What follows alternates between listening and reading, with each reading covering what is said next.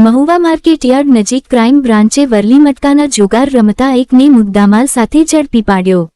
Bhavnagar crime branch team Mahuva પંથકમાં પેટ્રોલિંગમાં હતી ત્યારે બાતમી મળી હતી। મહુવા માર્કેટયાર્ડ નજીક પૈસાની આપ-લે કરી એક શખ્સ વરલી મટકા આંકડાનો જુગાર રમાડે છે।